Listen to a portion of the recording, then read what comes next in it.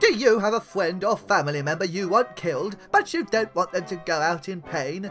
Perhaps it's an insurance scheme, or maybe some inheritance money. Whatever it is, you want a murder that says, it's not personal, I still love you, but just not as much as I love money. Then come to me, Old Man Dan, and I'll introduce you to my esteemed Old Man Dan's Killer Prank Shop. We have everything here, from real snakes in a can to a jack-in-the-box with a gun. Leave your relatives with a smile that will last even as you cremate them. Old Man Dan's Killer Prank Shop, putting the fun in familial homicide. No, it doesn't work, does it? No, we need to change it. Thank you to Old Man Dan's Killer Prank Shop for being today's fake sponsor. And now, on to the show. Hello once more, it is I, Paul M. Bradley, here for another episode of Paul M. Bradley's Psychic Cafe. As you might have guessed, that's what you've clicked on, that's the thumbnail. I don't know why I keep saying what show this is. You know. Hello. We've got another great episode for you today with Chris Luard, the wonderful Buddhist teacher who first taught me meditation, as we're discussing Buddhist concepts of the self and how it relates to the general awakening of people and perhaps even the world. It's a very beautiful podcast, and I hope that you enjoy it. Yeah, no frills this time, no fancy tricks or anything. I just really hope you enjoy this podcast. No extra little bits, no wacky sub bits. That's it. That's this podcast introduction done. Enjoy. It's time.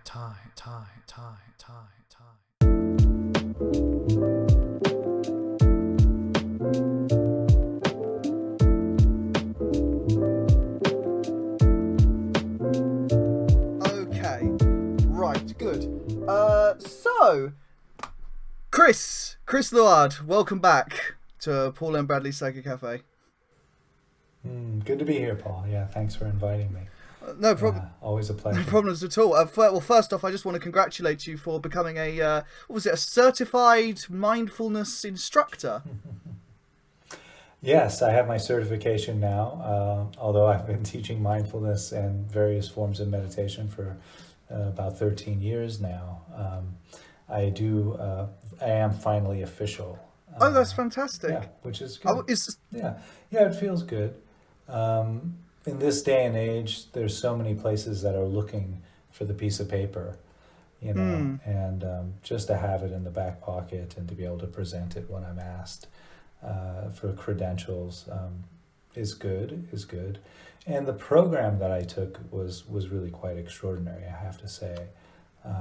It was really well done. It was offered by a senior acharya, a senior meditation teacher named Fleet Mall, who I have a tremendous amount of respect for. And he had a lot of guest facilitators as well that were all very, very good. So brilliant. It was a good program. What did you have to do, just out of curiosity? Because I'm just imagining, sitting in a room, meditating, and then, suddenly someone thinks, that's a nice shirt they've got on. Oh, no, damn it! No! Well, so yeah, I can explain. You want me to kind of give the outline of the program? Yeah, I'm just really interested. Happy to do that. Yeah. Just before we get to the main source of the podcast. Sure. Yeah.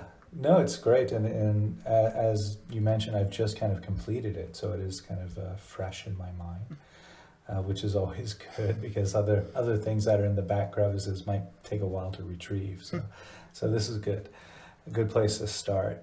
It was offered through Fleet Mall and Engaged Mindfulness Institute. Engaged Mindfulness is a trauma-informed program. So their emphasis is on serving underprivileged communities.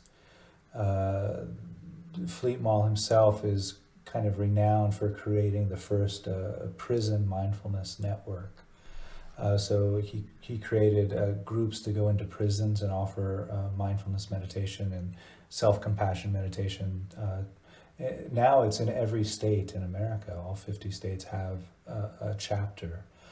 So that's quite extraordinary.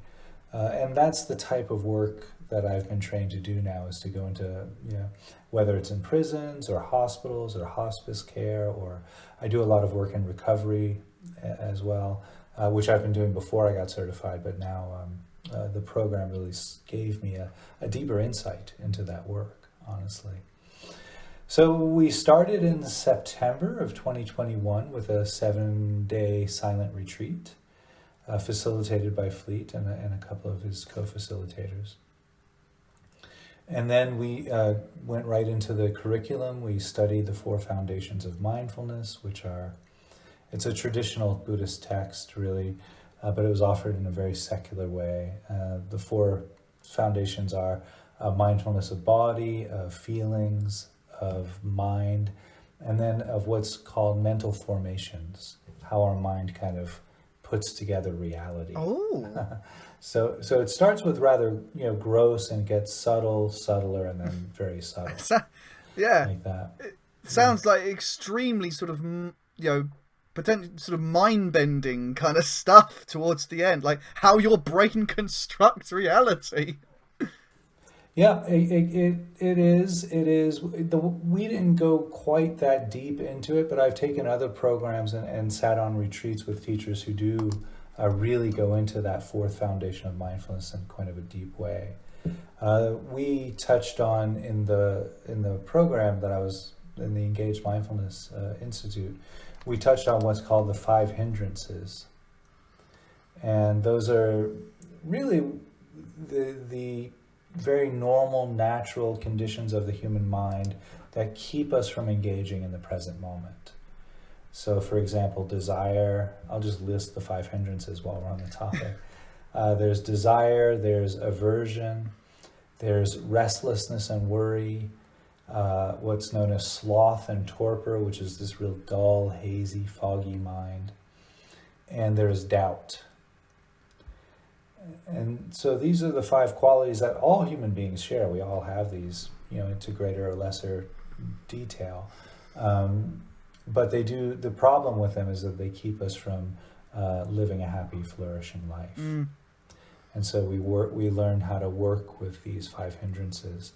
And then ideally to be able to facilitate to others how they might be experiencing the hindrances and how might they work with them as well.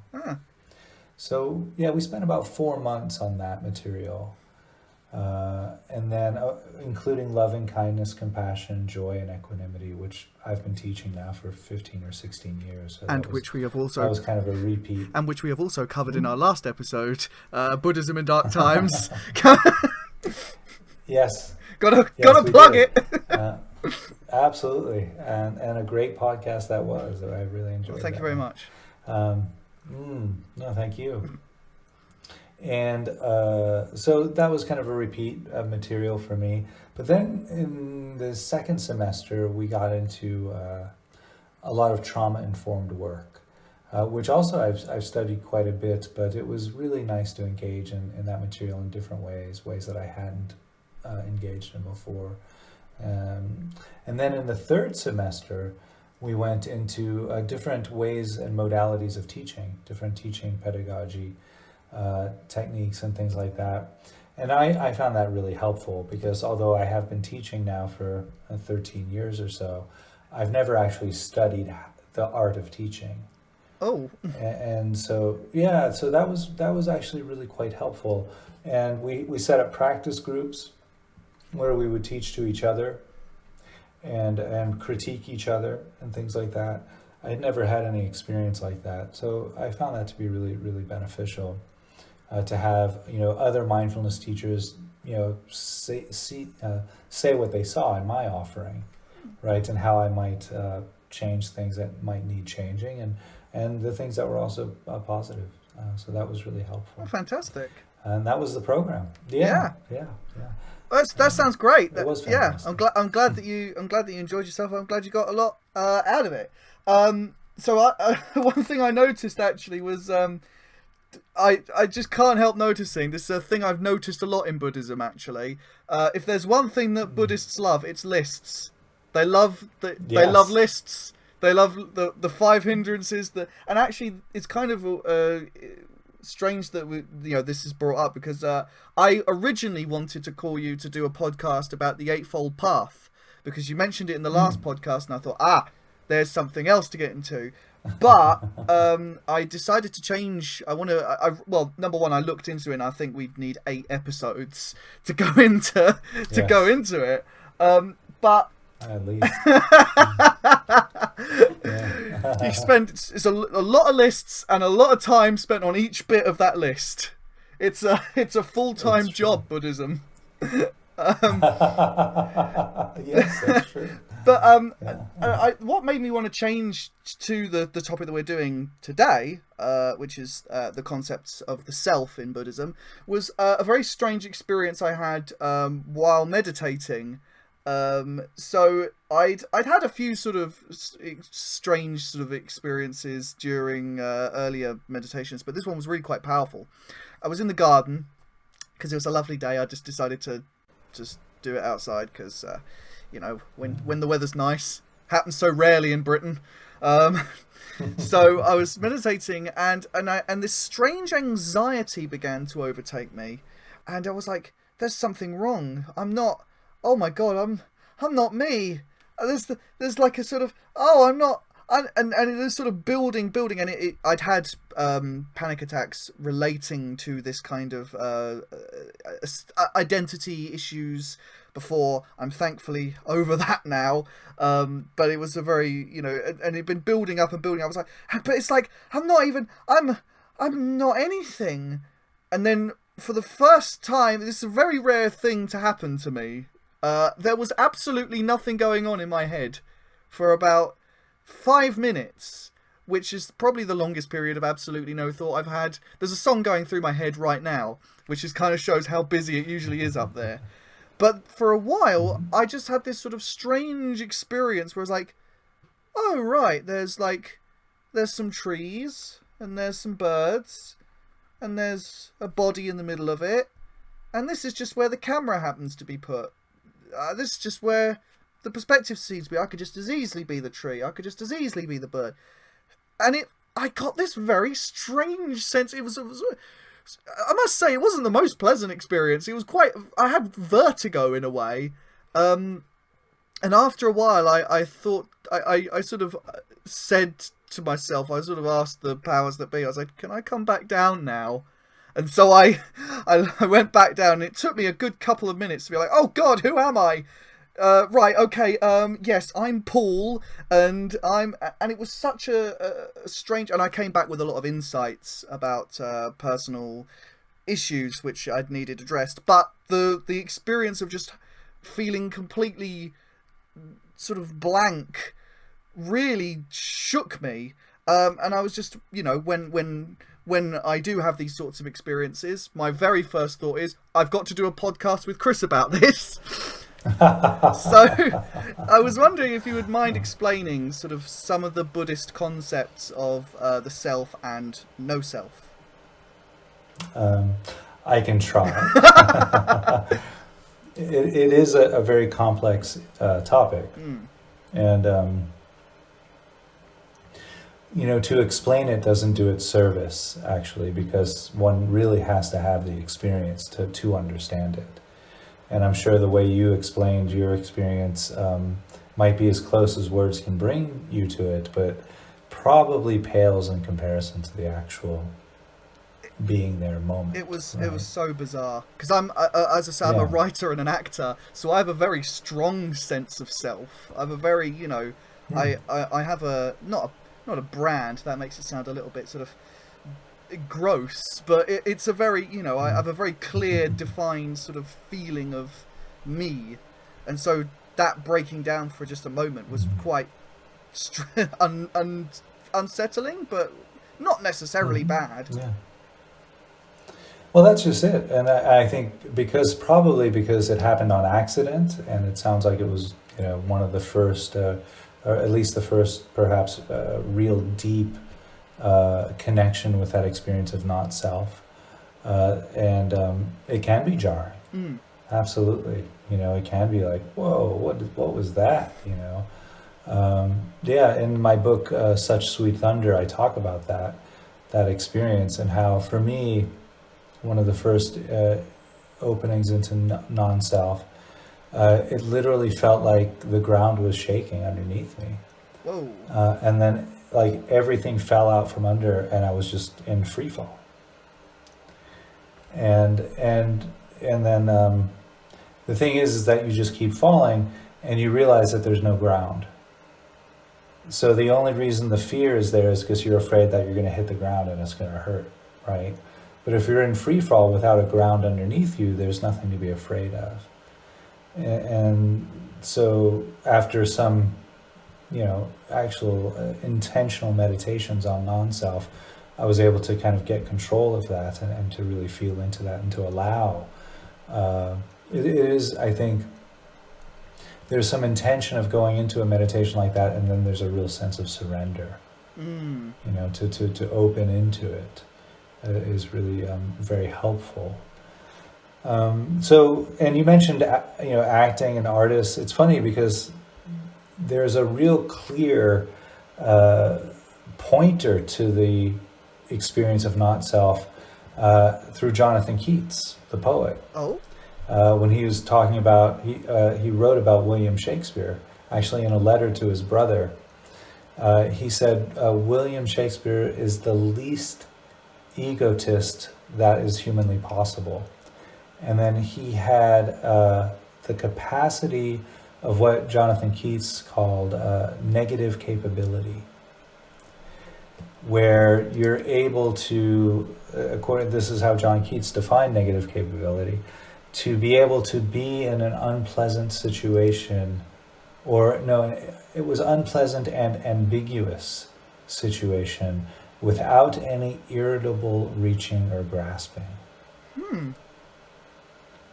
To be in an unpleasant or adverse situation without any irritable reaching or grasping. Now, it's worth noting that back in the time of Jonathan Keats and William Shakespeare in England, the word irritable meant reactivity, reaction, as if a doctor put a hammer to your knee, and that kick up would have been an irritable reaction. Right. So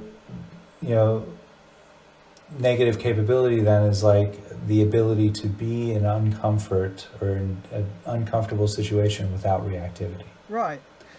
And that's an experience of not self, of this experience of because it is the self that brings us to a reactive pattern, right? It's a defense mechanism by the ego to protect itself. Yes. So I suppose I suppose what I'm trying to, I was going to say reach towards, but we've already described that's not the right word to you. But what I'm trying to get towards is like, it's just quite especially for Western minds, it's an extremely strange idea to grasp. So, hang on a minute. So I'm not me. I'm not me. What is it then? What?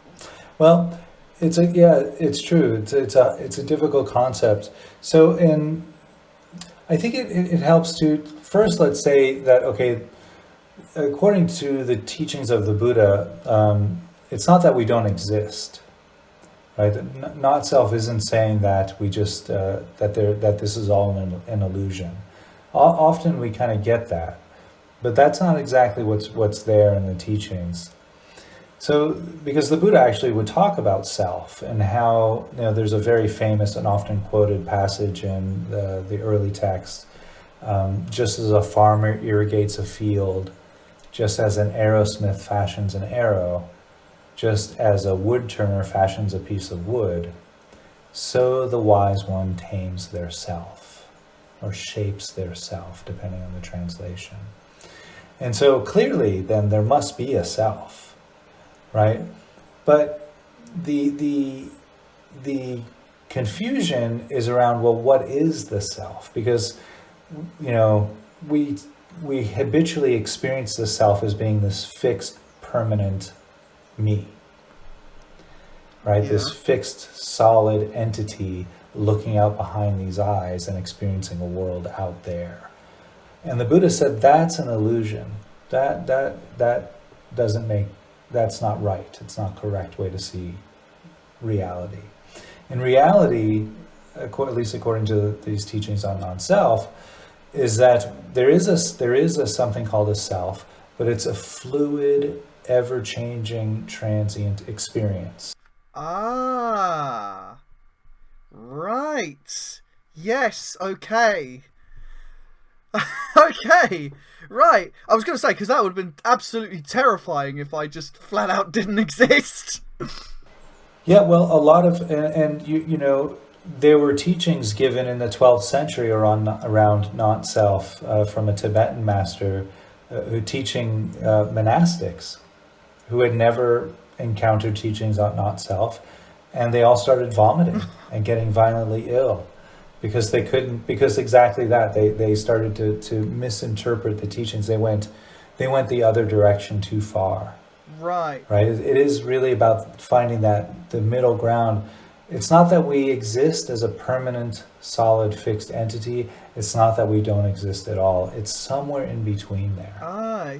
So there's this middle territory in between it is and it is not. If I might try sort of translate that, it's like if we were all, I suppose that makes sense, because if we were all sort of solid, fixed things, I mean, we would still be babies. We would still be thinking exactly like children. You know, even in the way that we'd be single cell amoebas. Yeah. Oh my God. Yeah. We wouldn't even exist. You know, how far back do you want to go? You're telling me that I'm not a single-celled amoeba? You're telling me that I can't just lay out there and photosynthesize with the rest of my kind and split another self off the side? Come on, Chris. Right. Well, and see, even that is impermanence. It's change. It's fluid. It's shifting, and that's the teachings. Here's where the teachings on no self or not self and impermanence connect. Right. Because if impermanence, if everything really is ever changing and fluid and in a state of flux, then it goes to follow that this experience of me, of I, is also a part of that ever-changing field. I see. And so, and I suppose it reminds me in a way of what Albert Einstein was saying when he was talking about time as a fourth dimension. He said that if we were to, I'm not sure if it was him or someone who's following him. I'm not very good at scientific quotations. I got a C in science, but if we were to view ourselves sort of objectively in the outside of the fourth dimension, we would essentially we would not look like this, you know, with our bodies and that. We would look like these long strings of us, like spaghetti, that would start, you know, infinite segments of like a baby, a second older baby, up and up and up and growing and growing and out and out and out, branching across in all these different directions, mixing in with other ones. And right, so I suppose, I'm just going to try and bring this to a sort of a more stable idea. So the Buddha taught that just as everything else is always changing, just as you know, the world is a sort of perpetual fluid motion, we are also part of that motion. Yes, exactly. Wow. Yeah, that's exactly what my, not to plug myself or anything, but my second book is all about that. It's called A Voice from the Ever Change, and the whole book is pointing at that experience, right, of impermanence and not self. Yeah. So I suppose my question is, in that case, what was it that I experienced, or what was it that all those teachers experienced? Because that was a little bit less than, it was a little, you know, if it was just that we're always changing, well, all right, you know, I can track in my mind that I woke up a little bit different than I ended the day, you know, or you know, the person that started this podcast is not the same person that's talking right now, but to experience sort of a nothingness of all sort of sense of self, you know, ego dissolution in a way. How does that play in? Yeah, it's a great question. And, it sounds, to me, that sounds, and this is very connected to not self, it sounds like an experience of emptiness, where, the form and the formless kind of gets ambiguous. The line between form and formless, where because of this ever-changing field, there's the line between myself, this body, and the environment around me. It's actually fluid. It's not a fixed. It's not the way we experience it. The human nervous system. Evolutionary scientists have claimed, and I tend to believe this, that the line between my hand, for example, and the atmosphere is changing. It's fluid. It's not a fixed line. And this would go to Albert Einstein too, E equals mc squared, right? The energetic fluidity of this experience. And to me, it sounds like perhaps you are having some of that kind of emptiness quality. Okay, you're it sounds like perhaps you connected with the present moment in such a way that you were able to let all of that go, to let the concept of yourself go, to let the concept of inside and outside go, and to really just, particularly when you said, I could just as easily be the bird or the tree. That to me is a real clear indicator that there's this experience of no inside, no outside. There's just an awareness of experience arising. Yeah. So it's almost like this is actually it's played into sort of feelings I've had before, or sort of intuitions. It's like, when you think about it, you're never separated from the rest of the world. I mean, I'm sitting, right now there is me, but also there is, I am connected to the chair, and my feet are connected to the ground, and the ground is connected to the rest of the earth, and there's air touching my skin, and actually there is, as you say, there's no inside, there's no outside. It's like, we're a singular organism, and I'm a very uppity blood cell. I'm a very aware blood cell. Yeah, I think that's a very accurate way to put that. The experience of that, and the benefit is that, because sometimes I give teachings on this, and then people are like, well, why bother with all of that? I was going to ask that exact question, actually. Great.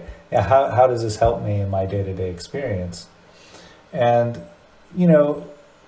we touch into this, we tap into it either through meditation or, as you did, on accident. Sometimes we bump into this reality.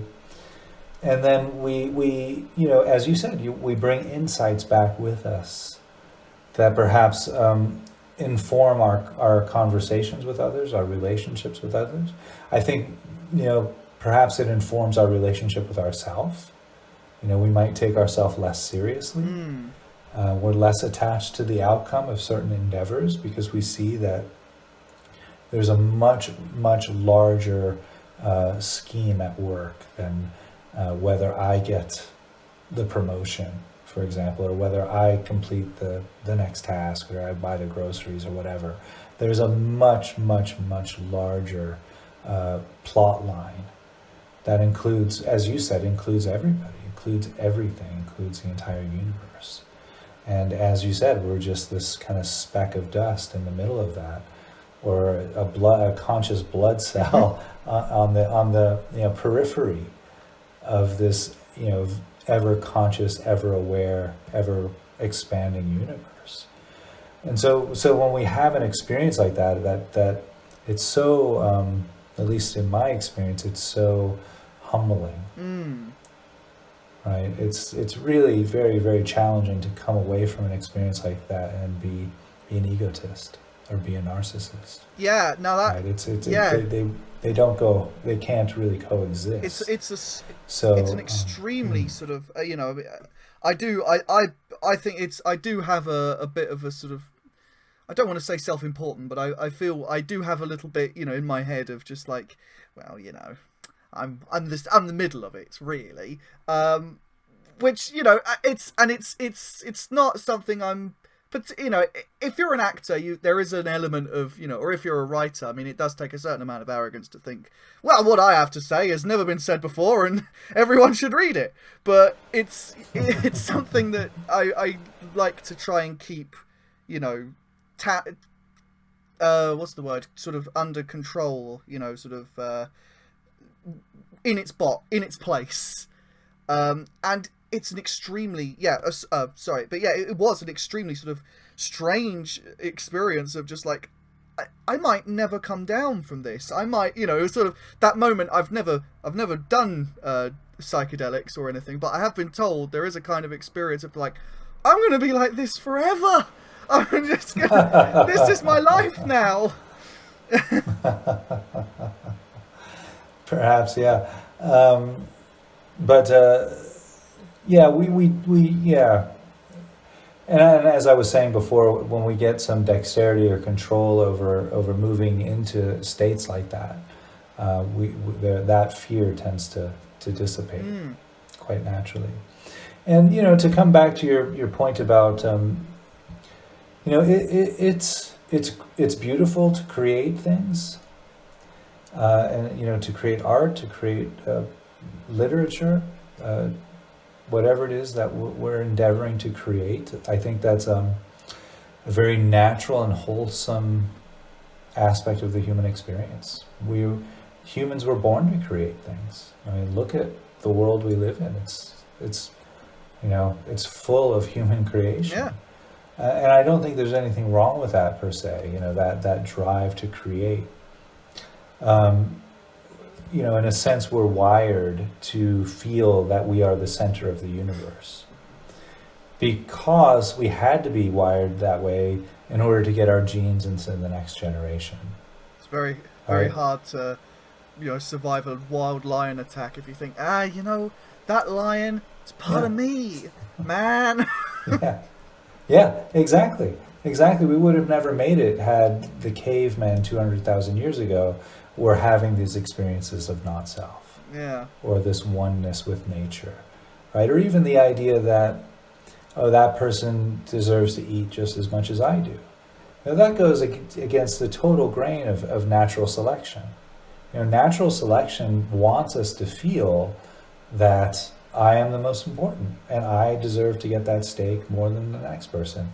You know, and that's the people who were really strong in that were the people who got their genes into the next generation. And so that's why we're still wired that way, because it was successful. It was a successful evolutionary tactic. And we see this now, you know, if you're, I don't know about where you live, but, you know, in New York City, if it was raining outside and, you know, I ran outside to catch a taxi and there was somebody down the street trying to hail a taxi, I would put my hand up much higher. Right? Because I needed to get that taxi before I got soaked, right? Even though that person might have been a surgeon on his way to save someone's life, I still felt that urge to, you know, self-preservation. And I think that's normal. I think it's natural. I don't think we need to berate ourselves if we have those tendencies. And at the same time, we can work to change that. Yes, it's. Just because we're wired that way doesn't mean it's a life sentence. Yeah. Oh, that's a great line. I love that. That's brilliant. Yeah. I mean, and I say, you know, people. I think people really, what you were saying, like people clinging, it's about narcissists clinging to that sort of, you know, I very much, you know, you can see that a lot of the time in, you know, I mean, all sorts of spheres, the political sphere, a lot, but also in personal spheres, we've very much become, you know, we're very much hung up on the individual mindset, because it, you know, it was helpful at some points, but it's, how would I say, it feels like this is where the unusual British heat is slowing my brain a little bit. Another example of the impermanence and constant change of all things. But yeah, it does. Do you know what it feels? It just feels like that. It's one of the teachings of the Buddha that, you know, that are very. It's probably one of the hardest ones to really internalize. But I think when you do, it's very beautiful. Yeah, the teachings of impermanence and non-self are, very beautiful, as you said, perfectly put. And just the fact that you and I can sit here and have this conversation shows that people are waking up. Yeah. Not just you and I, but I think obviously not just you and I, but there is this mass movement of, oh wait, there's another way. Yeah. We don't have to be self-absorbed. Yeah, and I think you can find it. Now, this is one thing I've often sort of thought about, because it feels to me that, you know, the natural world has more or less got this in the bag, you know, because I was going through a walk. I was doing my meditation outdoors actually again today in the local park. And I was walking around and I was seeing sort of the dragonflies doing their little dancing. I was seeing the birds swooping by, and I just thought, none of these guys are hung up on, you know, whether they're going to get the promotion, whether they're going to, you know, or even if they're going to eat the berries, you know. It felt like I got the sense with some of the other birds that obviously they would very much like the berries and they don't want, you know, other birds getting near their berries, but at the end of the day they're not caught up in it in the same way that we are. And I suppose it made me think that, you know, another part of sort of human identity building is we sort of stick these, we've got like our natural sense of I, we've got our natural sort of, I'm going to say our sort of divine spark, the thing that makes us, you know. For me, it's the thing that makes me want to create and perform. For you, it's the thing that makes you want to teach meditation and help people. And we got that, but then we've got all this other stuff that we've bolted on top of it. And actually, this is right. Okay, I could have structured this better, but again, hot brain. But it actually, when I came down from my non-self experience, with my emptiness experience, I had a revelation that basically a lot of my personal quirks and neuroses were kind of built on stuff that happened to me in school, you know, bad experiences I'd had in school. And it feels like we've got our divine, perfect sort of, you know, our self, and then all the stuff we rivet and bolt onto it, which we mix up with the thing itself. Absolutely. Yes, absolutely right.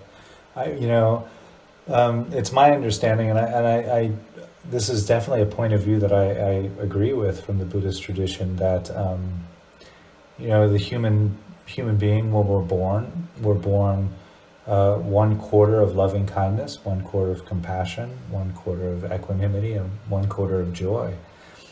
And it's challenging to recognize that, because yes, as soon as we start to move about our life, we get bumps and bruises, and whatever it is, we start to encounter life, and we're in such a pure kind of state, and we internalize those bumps and bruises. Mm-hmm. And because the human being is wired in such a way that we learn very quickly from negative experiences, from painful experiences. We learn much faster from painful experiences than we do from positive experiences. And so we start to internalize, oh, I can't do that, won't do that, can't look at that person that way, can't smile when that person's around. Whatever it is, we start to build these natural defenses, which is totally intelligent. It's how the human being survives. And again, at the same time, it's not determinative. As soon as we start to have insights like that, that's a real entry point into letting go of all of that. Yeah. And I tell you that when you were talking about emptiness, because I think it's a linguistic problem, perhaps, with the way that this stuff's been translated into the West.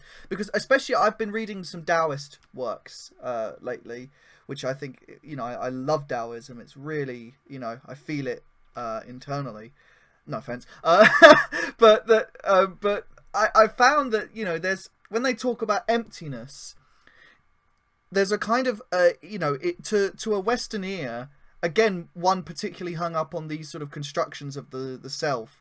It sounds a little bit like, oh no, I've just torn out everything and I'm a zombified container of absolutely nothing, whereas the actual sort of feeling is more like, and I've this is something I've felt a lot of times, is more like, no, you were full of garbage and you've got to get that out of you. It's, all this sort of, it feels like a sort of, I use an analogy of just like, if you don't process something, it just stacks up inside you until it eventually compresses down and becomes like this sludge, this biodegraded oily substance that clogs up your system.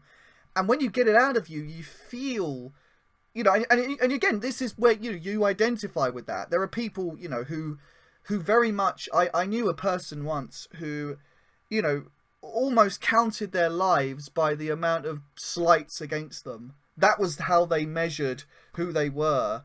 And it was just, and it just feels, it's such an exhausting way to live. It's such a, and you don't get much done in that way. And when it's out of you, what a relief. Mm. Yeah, well, I agree. And I think, yes, I think you're right. The Taoists do really speak to that in a powerful way. I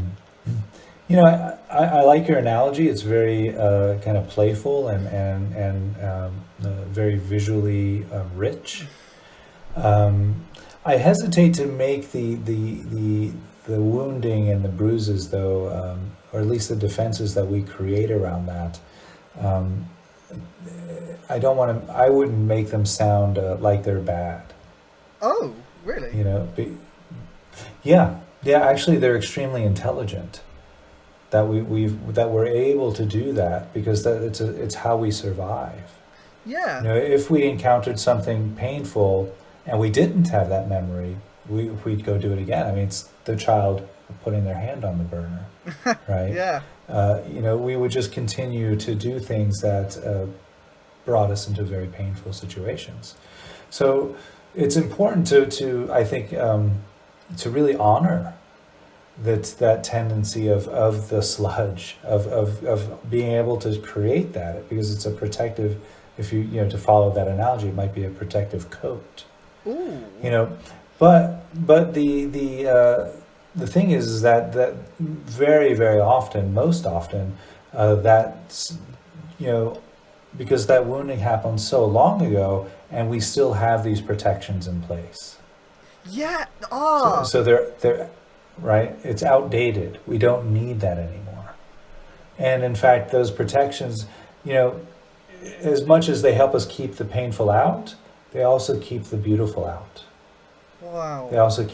They keep the pain out, but they also keep the pleasure out. Yeah. And equally, they keep us from allowing our beauty to shine. The wall works in many ways. It's not just that it keeps the painful out.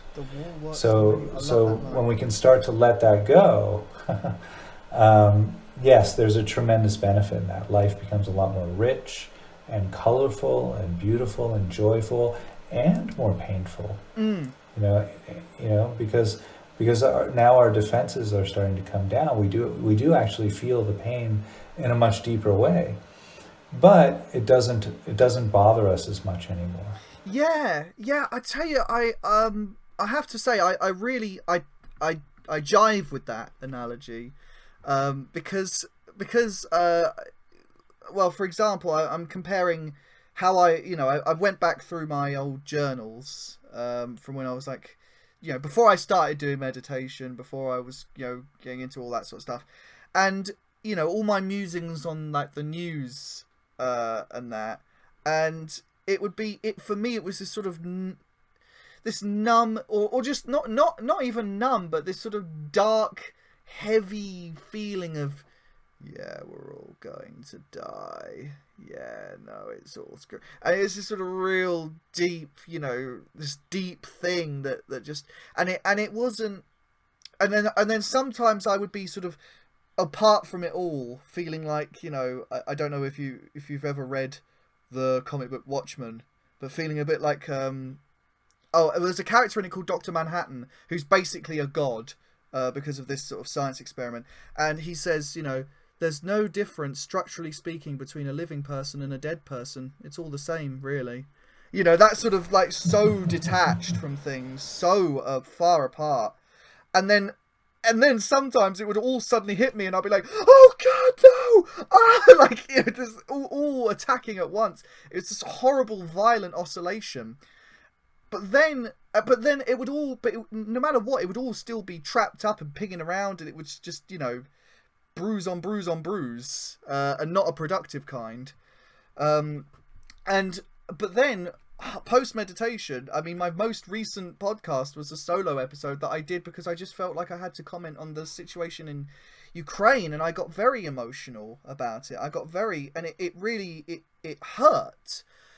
But there's a kind of redemptive quality in the hurting, because Absolutely. It's like there's a very real sense of like their pain is my pain and the pain of the world is part of me, and when it gets to that point, it feels like you just want to throw open your arms and just love everyone, because the poor, sad, silly lot. Well, what you're pointing at is the deep beauty of compassion. Where that brings us together through our suffering. That we recognize, we know what it feels like to suffer, and so when we see other people suffering, and we're like, oh man, I know what that feels like. Let me help. Let me do something. Yeah. And that's beautiful. And you're right, it can be quite painful, but at the same time, it is what connects us as human beings. It's beautiful in its sense of belonging. Yes, absolutely, and that's really sorry. That really one ping me, but that because I feel increasingly. I mean, maybe it's just as I'm getting older. I mean, I'm entering the quarter life crisis. I'm entering the ripe old age. Yeah, and I'm entering sort of, where it feels like my life's just kind of starting now, and it's like I want to be part of the world. I want to be with people. I want to just enmesh myself in others. I don't want to just keep thinking about myself all the time. All right, I get the point. I get the gist. I've gone through my journals. After a while, I've just realised I've kind of run out of stuff to say. It's like, yep, all right, I get it. I want to go out now. I want to, just become part of the world. And so that's such a beautiful drive, the drive towards community and belonging and friendship and connection and all of that is so fundamental to the human experience, Yeah. It feels like that's sort of it's kind of the way forward for the whole world. I hope you're right. I'd like to think so. I mean, all of the scientists that I study and read, and all of the teachers that I follow, all would tend to agree with that. That is the way of the world. That if we're going to survive as a species, that more and more now we're needing each other as a world, as a global community. How else are we going to solve the climate crisis? How else are we going to, solve the situation in Ukraine? Or the global economy now that's really taking a tailspin. I mean, there's no more. It's gone are the days where we can draw up the borders of countries and say this is their problem and this is my problem. That doesn't exist anymore. Absolutely. I mean, I think it feels like it feels like the old way. If you were to imagine a sort of cliff face, like just wave upon wave has been hitting it lately. You know, the 1960s was a wave. You know, then the 1990s was a wave, but it feels more like it's literally 3 waves a year for the last sort of 4 years. I don't know. I think there is a trend, I think, of people feeling sort of apocalyptic. You know, there's this sort of, you know, there is a sense of, well, it's all ruined. Too late. We're too late. We're done. But I feel like it almost feels like that's just the last defense mechanism that we can put up.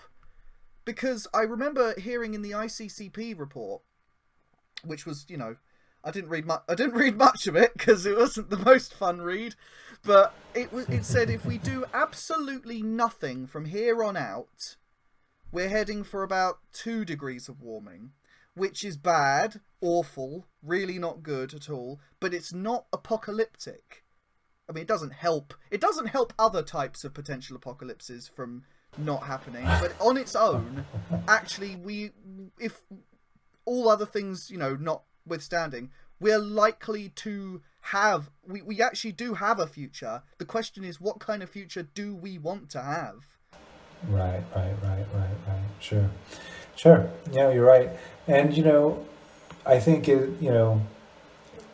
hopefully, you know, because there is the potential of a tremendous amount of suffering. So how much suffering do we have to encounter before we do come together as a species? Yeah. You know, before we all feel this drive of compassion, you know, and surrender our self-cherishing. Yeah.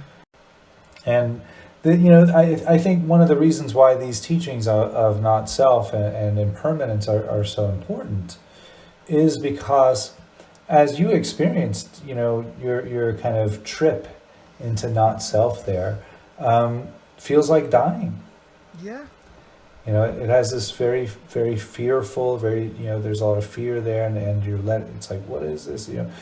And I think that experience of letting go of ourself, who we think we are, feels like a death for many people. But it's that death that's, you know, required to circumvent the actual death. Yeah. Right? So we're afraid of the death of the ego, and because the death of the ego is so scary for us that we're heading straight into doom. Yeah. To real death. Yeah. And you know, if you're, you know, I'm kind of grazing the surface on this now, but for a deeper dive into that concept, I could really recommend Ken Wilber's book Up from Eden, where he really pulls that apart in a very, very deep and profound way. Yeah, how the fear of the death of the ego has created everything that we see in front of us, for better or for worse. Yeah. And it could go in a very dark way if we don't embrace that fear of the death of the ego and really move into that. And I tell you what, I mean, I always tend to lean on the more hopeful side of things because I've tried the other sort. I've tried leaning on the very doom-laden side of things. It's not a good way to live. I don't recommend it. It's not that much fun. Not good. It's not good fun. You don't get anything done. But I found that, you know, the more I kept thinking about it, and especially I think I talked about it with you the very first time we met on the cruise ship. It feels to me that sort of history has just been a series of, I've talked about this a lot on my podcast before, it's a long string of sort of chain reactions, just going through the whole of human history, and these sort of, you know, these sort of negative cycles, negative domino chains. So, you know, you go back to the beginning of time, and when we were sort of, you know, terrified apes, sort of sitting, you know, waiting for the tigers to rip us to shreds. And, you know, probably one of us was trying to get out and, you know, well, no, I can beat it. And then the other one, you know, the parent perhaps so terrified, or, you know, of just killing everyone, just like, no, shut up. And that one, and then that slap has just been reverberating across history, and it's been, you know, it's gotten more sophisticated, it's gotten bigger over time. So, you know, now, you know, the slap of a hand has become, you know, the detonation of an atom bomb, you know, in the 1950s. But, you know, on the other hand, I know just from my own experience and that of my family history that, you know, those chains have been breaking over time. And, you know, you can, I mean, I think you can just look at it, you know, you can look at it just sort of, just in recent history, you know, I mean, I think of, you know, just one topic, for instance, you know, trans liberation. Go back 5 years, who was, I mean, people were talking about it, obviously, but it hadn't permeated into the mainstream. And I see people, you know, these chain reactions, both good and bad, seem to be funneling into a sort of an infinitely smaller and smaller point where these are, you know, these are no longer unconnected problems. You know, the human rights issue is the environmental issue, is the workers' rights issue, is the, it just feels like it's boiling down to a singular question. I think that's a very astute point. I think you're right. I think you know, we tend to get perhaps caught up in the details, and you know, we forget that, you know, I'm going to sound like a total hippie, but we lose track of love, we lose track of joy and compassion, and we get hung up in, you know, whose love, right? or why are they joyful and not me, right? Or you know, they deserve to be suffering, you know, more than I do, or what good is it going to do if I'm compassionate to them because I don't know them? You know, we get caught up in this self-serving story rather than finding our place in the whole. And I think that is the question that needs addressing. You know, how do we find our place in the whole? I mean, HOLE, WHOLE, the whole, the wholeness, right? Where do we find ourselves in that wholeness of the universe, of the human experience? And how can we serve that? Yeah. You know, that's the real question, whether it's human rights or the global climate predicament or government, you know, imbalance and corruption. All of those problems stem from us losing our place in that wholeness. Yeah. You know, we again, it comes back to that self-cherishing, that self-importance that you know, people get so hung up on. And it goes back to that fear, you know, it's of course I'm like this because how else am I going to afford my house, or how else am I going to pay for my car, or how else am I going to feed my children, you know, but it's just somebody's got to take the first step, you know, and it might as well be me. Yeah. You know, and that's it, you know. And other people will follow. And it's just, that I think that's the question that needs to be addressed. I suppose if there's infinite sort of strains of the problem, if there's infinite sort of strains, there are also infinite solutions. You know, you can, because I mean, I play these podcasts to my dad a lot of the time. And he is not a spiritual person at all. He's very sort of skeptical. I would say cynical, but he would say, no, I'm just realistic. But I can just hear his voice now, preemptively, going, all right, well, what'd you do about it then? And I mean, for me, it's just, you know. You yourself know when you embrace that, you know, if you really like step into that space, then the answer becomes very apparent. And it need not be, I don't think anyone's going to say, right, well, what we'll do is all of us will meet in Times Square at 6 o'clock and demand global peace, although that would be kind of amazing. But that's probably not, I think it. Yeah, you're right. It's got to be one step at a time, and I think it starts with random acts of kindness, compliment, holding the door open for someone, smiling at someone, showing someone the beauty of a sunset or a flower, buying someone a cup of coffee if you can afford it. It's the small things. Because that can again, that can start a chain reaction all its own. Yeah, the butterfly effect. Yeah. But it just, I think that's where it starts. And because that you can't vote against that. It's not going to get put up in the government as on a vote. There's no bureaucracy around it. And so we take the power away from the people who don't want change. Right, and we bring it back to the people and do what we can do.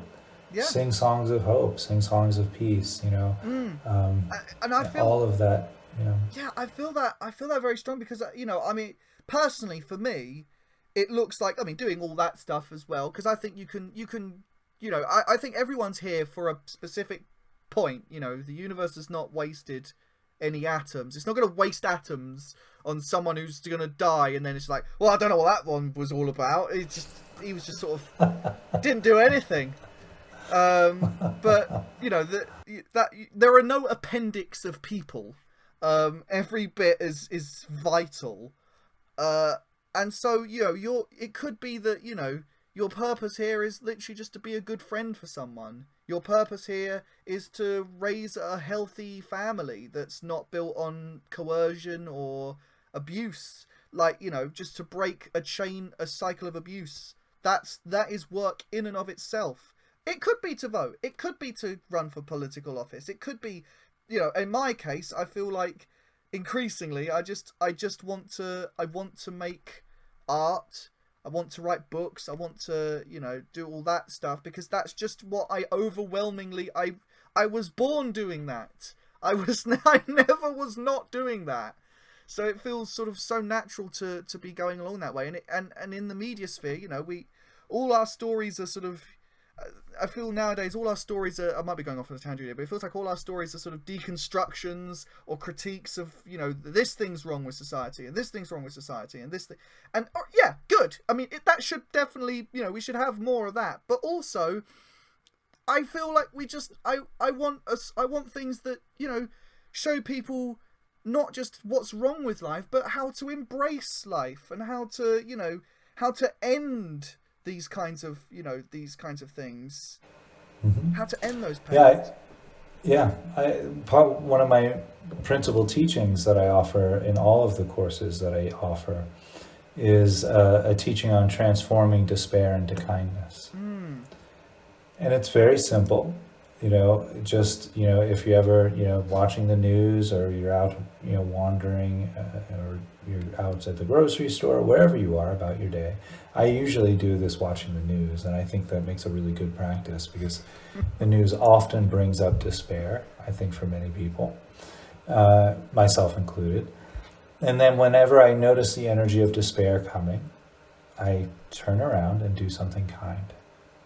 Wow. Because kindness and despair can't coexist.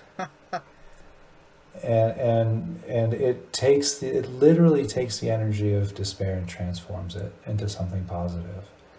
And I think that's a real powerful practice that can really transform the world. Yeah, because you can't say there's nothing we can do when you've literally just done something. Yeah, absolutely.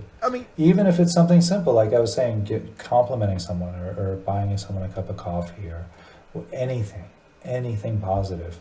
One of my favorites lately is sending someone an email that I haven't talked to in a few years and telling them how much they mean to me.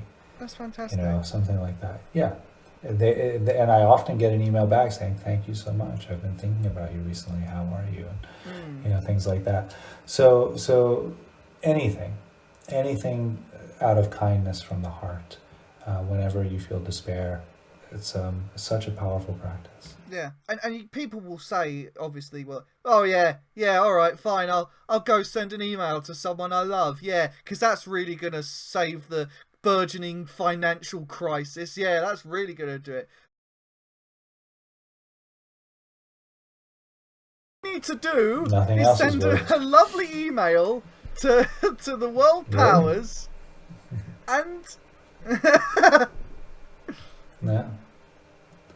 Well, I think it helps to send an email like that on ears that will receive it. Yeah, I mean, compassion and love, even if they don't produce immediate political results, which, I mean, that's a kind of insane, that would be an insane way to look at sending love to someone. Like, I'm going to tell my mother I love them because I hope that it will affect the Dow Jones. Right. Or even I'm going to tell them I love them because I want chocolate chip cookies, Yeah. It's not real kindness if there's a quid pro quo. No, but just love and compassion are qualities worth cultivating just in and of themselves, regardless of the outcome. Just because they feel good. Yeah. I mean, anyone who thinks that it hasn't that it wouldn't affect the person's life. I mean, how does it feel to receive something like that yourself?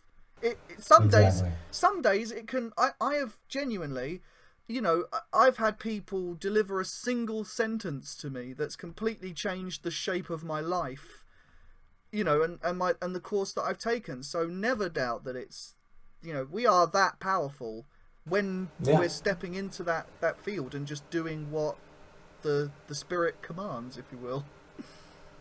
Absolutely. I couldn't have said it better myself.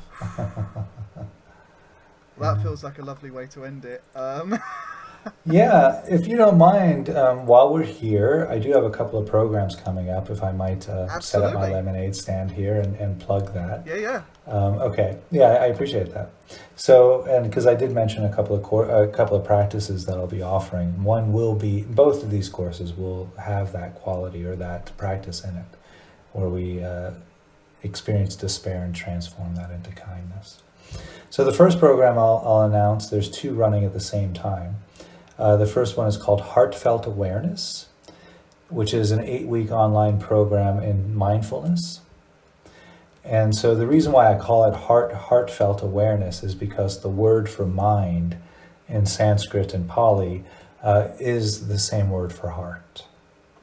And so in this 8-week course, we're going to be looking more at what it feels like in the body when we put our heart in the present moment. So it has a lot of compassion practices in the course and a lot of love and kindness as well. And that will launch on July 26th and run to September 17th. This is all East Coast of America time. I'm going to give the dates and times. So Tuesdays from 8 p.m. to 10 p.m.